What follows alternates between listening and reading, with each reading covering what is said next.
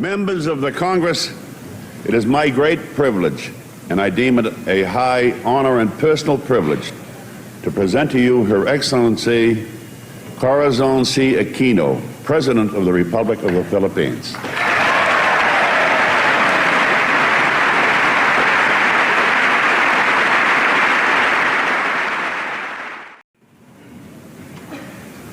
Mr. Speaker, Senator Thurmond, distinguished members of Congress. 3 years ago, I left America in grief to bury my husband, Ninoy Aquino. I thought I had left it also to lay to rest his restless dream of Philippine freedom. Today, I have returned as the President of a free people.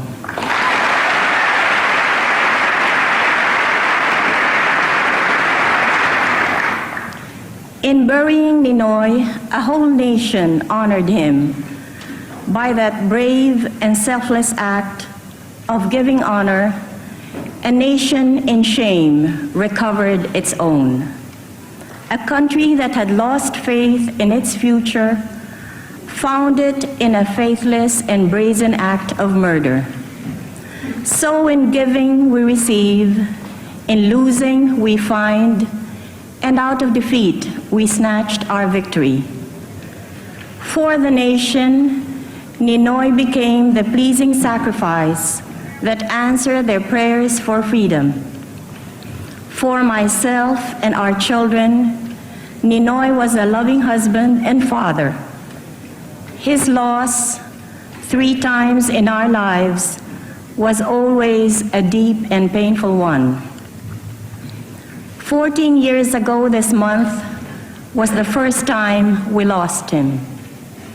A president turned dictator and traitor to his oath, suspended the Constitution and shut down the Congress that was much like this one, before which I am honored to speak. He detained my husband along with thousands of others, senators, publishers, and anyone who had spoken up for the democracy as its end drew near. But for Ninoy, a long and cruel ordeal was reserved. The dictator already knew that Ninoy was not a body merely to be imprisoned, but a spirit he must break. For even as the dictatorship demolished one by one the institutions of democracy, the press, the Congress, the independence of the judiciary, the protection of the Bill of Rights, Ninoy kept their spirit alive in himself. The government sought to break him by indignities and terror. They locked him up in a tiny, nearly airless cell in a military camp in the north. They stripped him naked and held the threat of a sudden midnight execution over his head. Ninoy held up manfully under all of it. I barely did as well. For 43 days, the authorities would not tell me what had happened to him. This was the first time my children and I felt we had lost him. When that didn't work, they put him on trial for subversion, murder, and a host of other crimes before a military commission. Ninoy challenged its authority and went on a fast. If he survived it, then he felt God intended him for another fate. We had lost him again. For nothing would hold him back from his determination to see his fast through to the end. He stopped only when it dawned on him that the government would keep his body alive after the fast had destroyed his brain. And so, with barely any life in his body, he called off the fast on the 40th day. God meant him for other things, he felt. He did not know that an early death would still be his fate, that only the timing was wrong. At any time during his long ordeal, Ninoy could have made a separate peace with the dictatorship, as so many of his countrymen had done. But the spirit of democracy that inheres in our race and animates this chamber could not be allowed to die. He held out in the loneliness of his cell and the frustration of exile, the democratic alternative to the insatiable greed and mindless cruelty of the right and the purging holocaust of the left. And then we lost him irrevocably and more painfully than in the past. The news came to us in Boston. It had to be after the 3 happiest years of our lives together. But his death was my country's resurrection in the courage and faith by which alone they could be free again. The dictator had called him a nobody, yet 2 million people threw aside their passivity and fear and escorted him to his grave. And so began the revolution that has brought me to democracy's most famous home, the Congress of the United States. The task had fallen on my shoulders to continue offering the democratic alternative to our people. Archibald MacLeish had said that democracy must be defended by arms when it is attacked by arms, and by truth when it is attacked by lies. He failed to say how it shall be won. I held fast to Ninoy's conviction that it must be by the ways of democracy. I held out for participation in the 1984 election the dictatorship called, even if I knew it would be rigged. I was warned by the lawyers of the opposition that I ran the grave risk of legitimizing the foregone results of elections that were clearly going to be fraudulent. But I was not fighting for lawyers, but for the people, in whose intelligence I had implicit faith. By the exercise of democracy, even in a dictatorship, they would be prepared for democracy when it came. And then also, it was the only way I knew by which we could measure our power, even in the terms dictated by the dictatorship. The people vindicated me in an election shamefully marked by government thuggery and fraud. The opposition swept the elections, garnering a clear majority of the votes, even if they ended up, thanks to a corrupt Commission on Elections, with barely a third of the seats in Parliament. Now I knew our power. Last year, in an excess of arrogance, the dictatorship called for its doom in a snap election. The people obliged. With over 1 million signatures, they drafted me to challenge the dictatorship, and I obliged. The rest is the history that dramatically unfolded on your television screens and across the front pages of your newspapers. You saw a nation armed with courage and integrity stand fast by democracy against threats and corruption. You saw women poll watchers break out in tears as armed goons crashed the polling places to steal the ballots. But just the same, they tied themselves to the ballot boxes. You saw a people so committed to the ways of democracy that they were prepared to give their lives for its pale imitation. At the end of the day, before another wave of fraud could distort the results, I announced the people's victory. Many of you here today played a part in changing the policy of your country towards ours. We, the Filipinos, thank each of you for what you did, for balancing America's strategic interests against human concerns, illuminates the American vision of the world.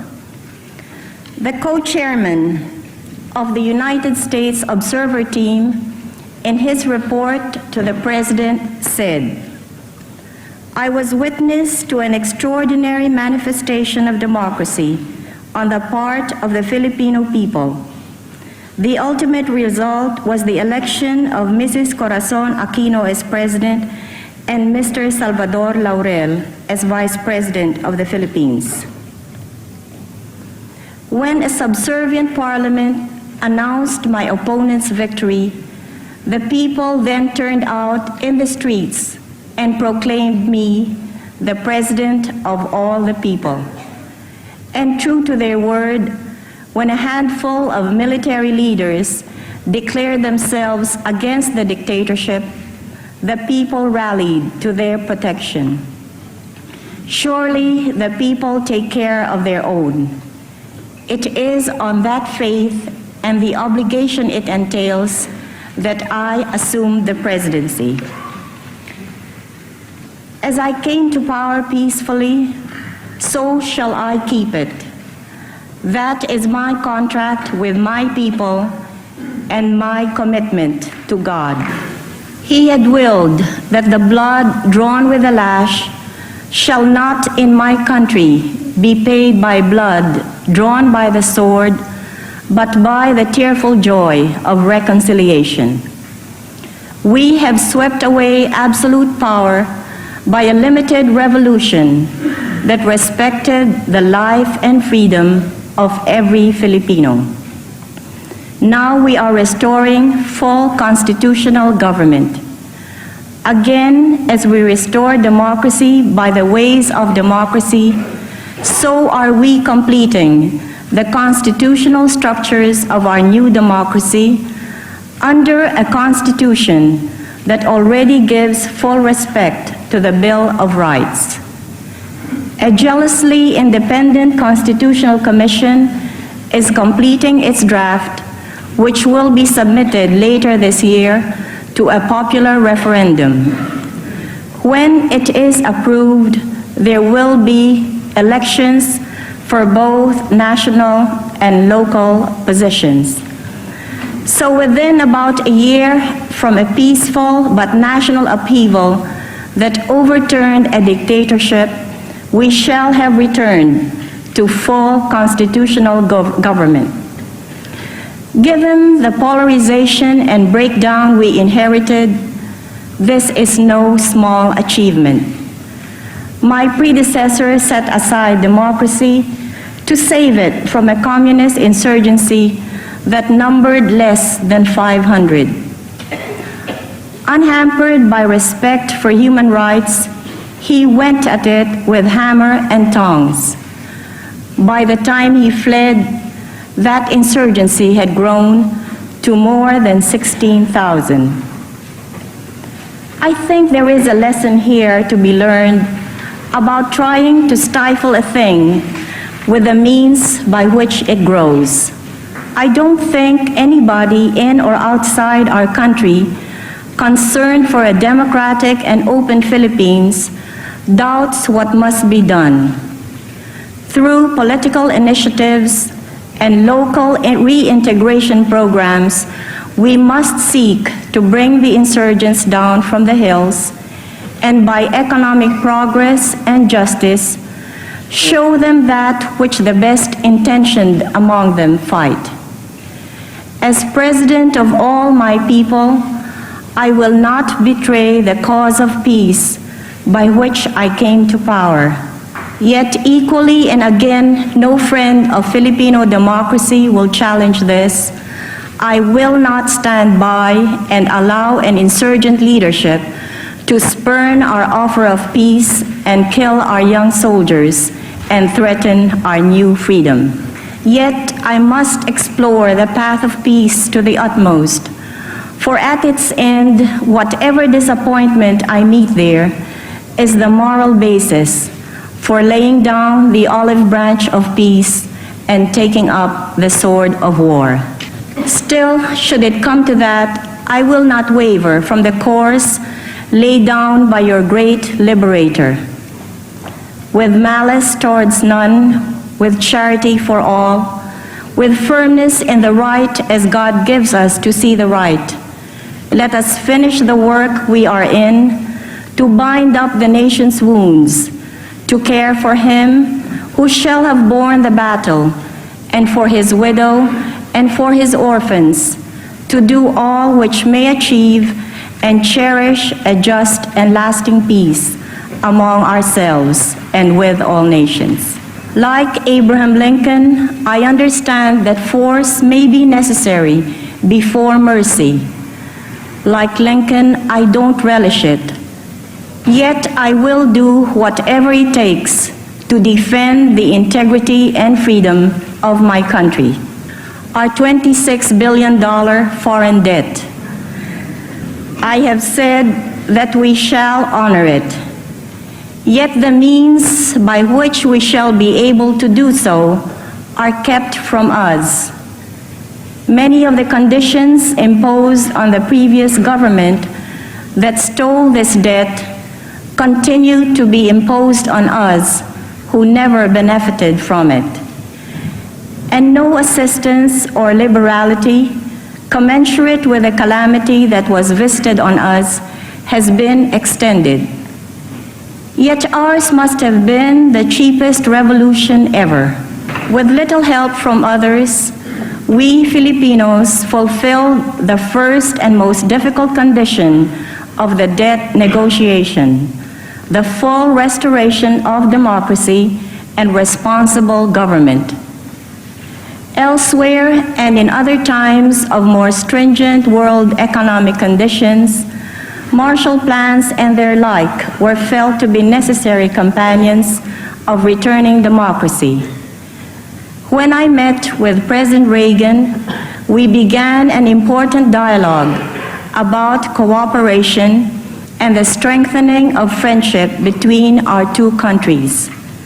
That meeting was both a confirmation and a new beginning. I am sure it will lead to positive results in all areas of common concern.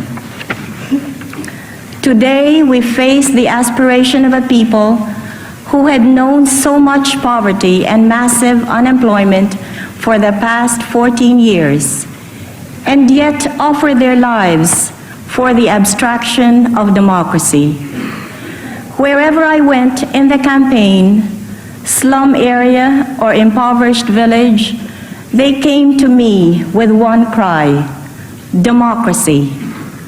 Not food, although they clearly needed it, but democracy.